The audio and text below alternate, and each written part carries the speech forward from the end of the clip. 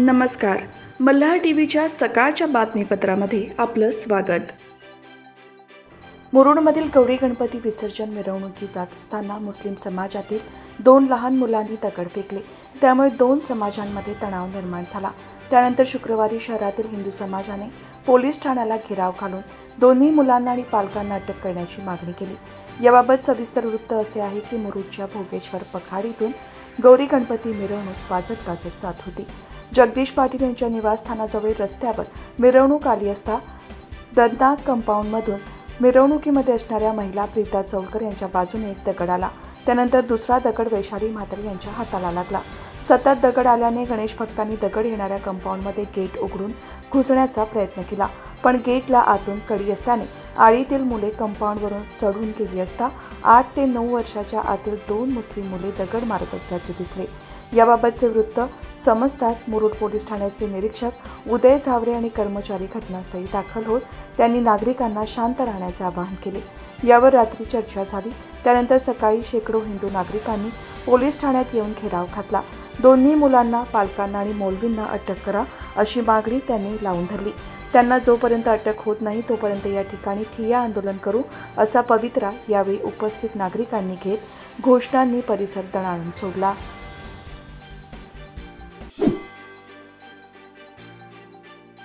पनवेलमधील प्रशासकीय भवनाच्या इमारतीचा संपूर्ण विकास करण्याचा मार्ग मोकळा झाला आहे. प्रलंबित 3 दिवाणी दाव्यांवर सहदिवाणी न्यायाधीश कृ. सोनावणे यांनी जमीन मिळकत ही शासन मालकीची असल्याचे प्रतिवादी तहसीलदारांचे म्हणणे ग्राह्य धरले. यामध्ये सरकारी वकील ॲडव्होकेट माधुरी थळकर यांनी पाहिले. प्रशासकीय इमारत पूर्ण होऊनही मागील अनेक वर्षे इमारतीचा वापर सुरू करता आला नव्हता. विविध सरकारी कार्यालय दरमहाच्या भाडेतत्वावर घ्यावी लागली होती. सरकारी वकील माधुरी थळकर यांनी प्रतिवादीतर्फे योग्य आणि समर्पक कागदोपत्री पुरावा कोर्टापुढे सादर केला. आता नवीन प्रशासकीय इमारतीमध्ये सरकारी कार्यालय सुरू झाल्यावर मनस्ताप कमी होईल, त्यामुळे भविष्यात नागरिकांची सोय होणार असल्याने ॲडव्होकेट थळकर यांचे अभिनंदन करण्यात येत आहे. पनवेलमधील प्रशासकीय भवनाच्या इमारतीचा संपूर्ण विकास करण्याचा मार्ग मोकळा झाला आहे. प्रलंबित 3 दिवाणी दाव्यांवर सहदिवाणी न्यायाधीश कृ. सोनावणे यांनी जमीन मिळकत ही शासन मालकीची असल्याचे प्रतिवादी तहसीलदारांचे म्हणणे ग्राह्य धरले. यामध्ये सरकारी वकील ॲडव्होकेट माधुरी थळकर यांनी पाहिले. प्रशासकीय इमारत पूर्ण होऊनही मागील अनेक वर्षे इमारतीचा वापर सुरू करता आला नव्हता. विविध सरकारी कार्यालय दरमहाच्या भाडेतत्वावर घ्यावी लागली होती. सरकारी वकील माधुरी थळकर यांनी प्रतिवादीतर्फे योग्य आणि समर्पक कागदोपत्री पुरावा कोर्टापुढे सादर केला. आता नवीन प्रशासकीय इमारतीमध्ये सरकारी कार्यालय सुरू झाल्यावर मनस्ताप कमी होईल, त्यामुळे भविष्यात नागरिकांची सोय होणार असल्याने ॲडव्होकेट थळकर यांचे अभिनंदन करण्यात येत आहे.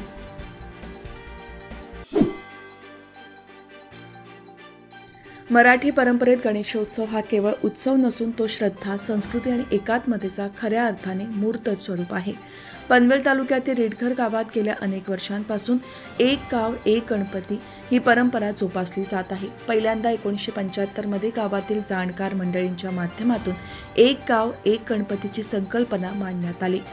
त्या संकल्पनेला मूर्त रूप देत त्याच वर्षी गावातील मंदिरात गणपती बाप्पांना विराजमान करत गणेशोत्सव साजरा करायला सुरुवात झाली.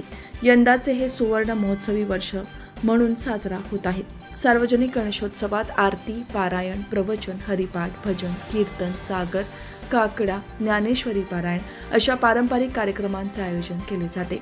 ग्रामीण भागात विशेषतः घरोघरी गणपती बसवण्याची प्रथा आहे.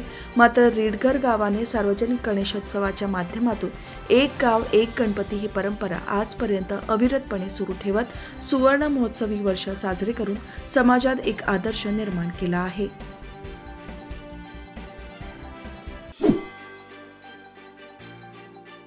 खारघर वसाहतीत डास, मच्छरांचा प्रादुर्भाव वाढल्याने सर्दी, ताप, खोकला, हिवताप, डेंग्यू आणि स्वाईन फ्लूच्या रुग्ण संख्येत वाढ झाल्याचे दिसत आहे. खारघरमधील नागरी आरोग्य केंद्र आणि खासगी रुग्णालयात रुग्णांची गर्दी होत आहे. डेंग्यू, स्वाईन फ्लू आजारामुळे नागरिकांमध्ये भीतीचे वातावरण पसरले आहे. खारघर वसाहतीत काही भागात मलनिस्सारण वाहिन्या भरल्याने रस्त्यावरून दुर्गंधीयुक्त पाणी वाहत असल्याचे चित्र दिसत आहे.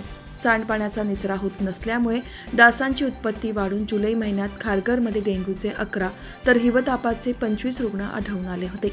गेल्या काही दिवसांपासून वातावरणात बदल झाल्यामुळे सर्दी, ताप, खोकला, हिवताप, डेंग्यू आणि स्वाईन फ्लूच्या रुग्णसंख्येत वाढ होत आहे.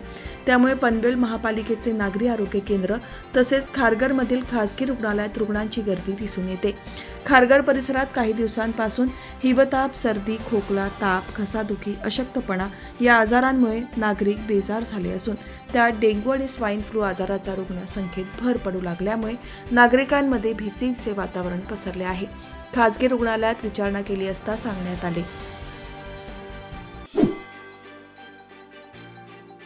खालापूर तालुक्यातील चौकाजवळील दरडग्रस्त झालेल्या इर्शाळवाडीचे पुनर्वसन अंतिम टप्प्यात आले आहे.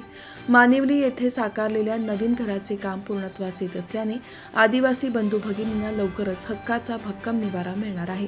डोंगराचा भाग कोसळून 19 जुलै 2023च्या काळरात्री इर्शाळवाडी होत्याची नोंद झाली. 84 जणांनी मृत्यूला कवटाळले आणि 83 जनावरे दगावली. 49 घरे आणि 7 गोठे जमीनदोस्त झाली.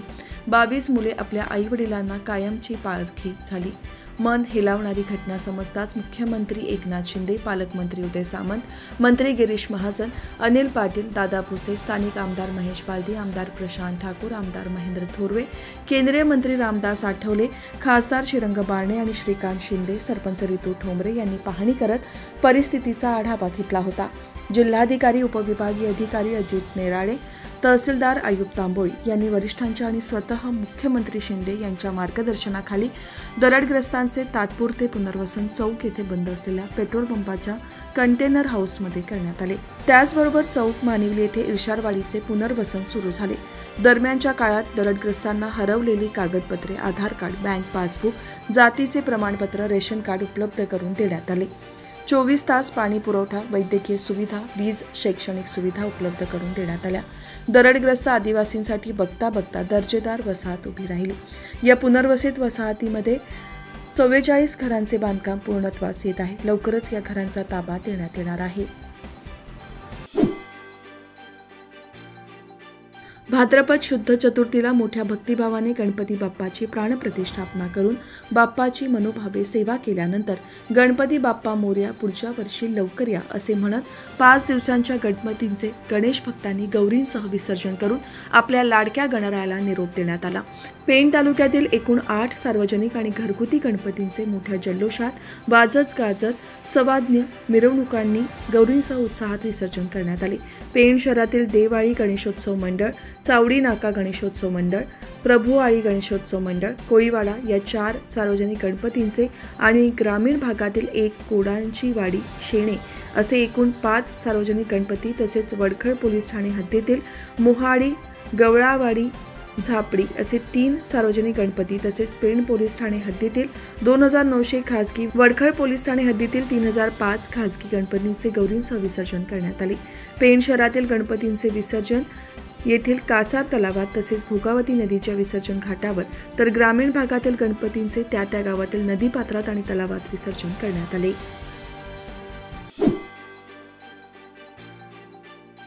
आमदार महेंद्र थोरवे यांच्या बदनामीचे षडयंत्र सध्या कर्जत खालापूर विधानसभा क्षेत्रात सुरू असून ते त्वरित कारवाई करून थांबवा अशा आशयाचे निवेदन शिवसेना खालापूर तालुक्याच्या वतीने खालापूर पोलिसांना देण्यात आले आहे. कर्जत तालुक्यातील एक व्हिडिओ प्रसारित झाला असून भर रस्त्यात गाडी थांबवून एक जण दुसऱ्या गाडी चालकाला बेदम मारहाण करत असलेला व्हिडिओ व्हायरल झाल्याने काहीही कारण नसताना आमदार महेंद्र थोरवे यांची बदनामी करण्यात येत आहे. हा मारहाण करणारा माणूस आमदार महेंद्र थोरवे यांचा अंगरक्षक असल्याचे प्रसारमाध्यमातून सांगितले जात आहे. काही दिवसांपूर्वी खालापूर तालुक्यात जीवे मारहाणीचा प्रकार घडला होता. या प्रकरणात आमदार महेंद्र थोरवे यांनी पोलीस यांच्यावर दबाव आणून जीवे मारण्याचा गुन्हा दाखल करावा असा प्रयत्न आमदार महेंद्र थोरवे यांनी केला होता असाही आरोप करण्यात आला आहे. आमदार महेंद्र थोरवे यांनी दोन्ही आरोप फेटाळून लावले आहेत. तसा खुलासा देखील करून आपला काहीही संबंध नसताना विरोधी पक्ष विधानसभा डोळ्यासमोर ठेवून आणि त्यांच्याकडे कोणताच मुद्दा नसल्याने असे बेजबाबदार आरोप करत असल्याचे पोलिसांना दिलेल्या निवेदनात करण्यात आले आहे. असे आरोप करणारे ते प्रसारित करणाऱ्यांवर कायदेशीर कारवाई करावी अशी मागणी खालापूर तालुका शिवसेना यांच्या वतीने करण्यात आली आहे. मुरुड आणि मजगाव असे सगळीकडे शुक्रवारी गणेश विसर्जन सोहळा साजरा झाला. मात्र विसर्जनाच्या दुसऱ्याच दिवशी सकाळी 223 प्लास्टर ऑफ पॅरिसच्या गणेश मूर्ती वाहून आल्या होत्या. त्या मूर्त्यांचे डॉक्टर नानासाहेब धर्माधिकारी प्रतिष्ठानच्या 30 श्री सदस्यांनी पुन्हा खोल समुद्रात नेऊन विसर्जन केले. मुरुड तालुक्यात प्लास्टरच्या मूर्तींचे प्रमाण कमी झाले आहे, पण शाडूच्या मूर्तींपेक्षा त्या मूर्त्या स्वस्त मिळतात म्हणून त्या अजून आणल्या जातात.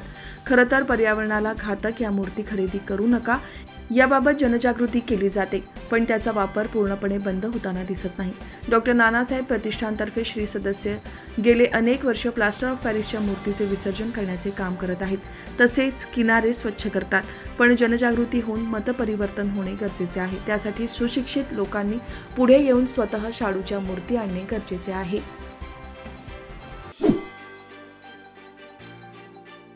गेले महिनाभर रिक्त असलेल्या खालापूर तहसीलदार पदावर अखेर अभय चव्हाण यांची नियुक्ती झाली आहे. त्यामुळे कामकाजाला पुन्हा सुरुवात होणार आहे.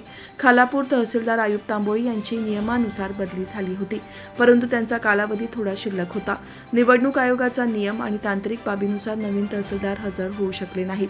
गेले महिनाभर पनवेल अप्पर तहसीलदार यांनी कामकाज पाहिले. अखेर ही प्रतीक्षा संपली आणि नवीन तहसीलदार अभय चव्हाण खालापूर येथे रुजू झाल्यानंतर महसूल कामकाजाला सुरुवात झाली. अनेकांनी नवीन तहसीलदार चव्हाण यांचे स्वागत केले.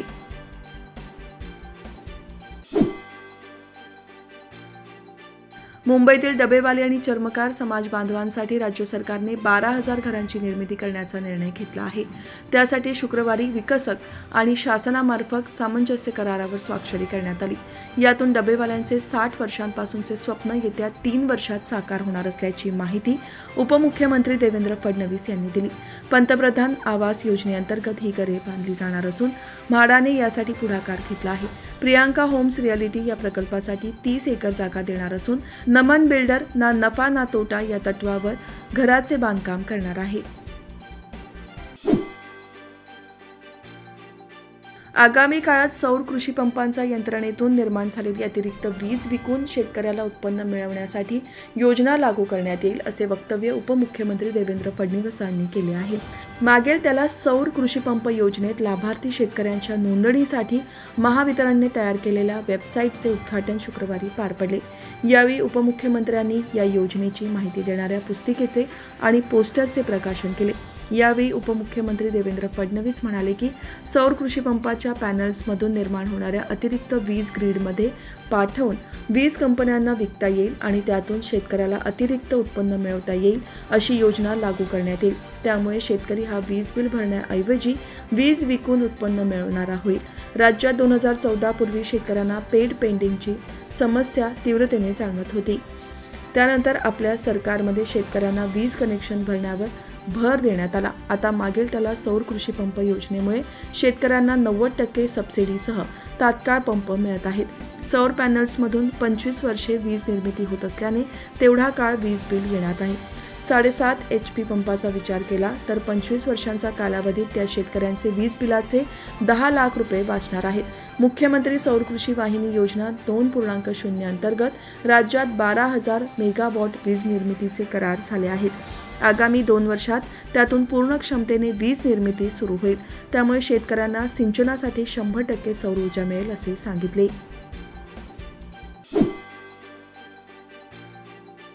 बहुचर्चित आणि बहुप्रतीक्षित वंदे भारत ट्रेनची कोल्हापूरकरांची मागणी पूर्ण झाली आहे. कोल्हापूर ते पुणे मार्गावर वंदे भारत 16 सप्टेंबरपासून धावणार आहे. गेल्या आठवड्याभरापासून पुणे हुबळी वंदे भारतला प्रस्तावित कोल्हापूर थांबा झाल्यानंतर वाद वाढला होता. त्यानंतर कोल्हापूर सांगलीसह कर्नाटकमध्ये लोकप्रतिनिधी तसेच प्रवासी संघटनांनी हस्तक्षेप केल्यानंतर रेल्वे मंत्रालयाकडून कोल्हापूर ते पुणे आणि हुबळी ते पुणे अशी 2 स्वतंत्र वंदे भारत एक्सप्रेसला हिरवा कंदील दर्शवण्यात आला. कोल्हापूर ते पुणे वंदे भारत सकाळी 8:15 वाजता कोल्हापुरातून निघेल. मिरज, सांगली, किर्लोस्करवाडी, कराड, सातारा करून पुण्यात 1:30 वाजता पोहोचेल. पुण्यातून परतणारी गाडी दुपारी 2:15 वाजता सुटेल आणि कोल्हापुरात ती 7:40 पोहोचेल.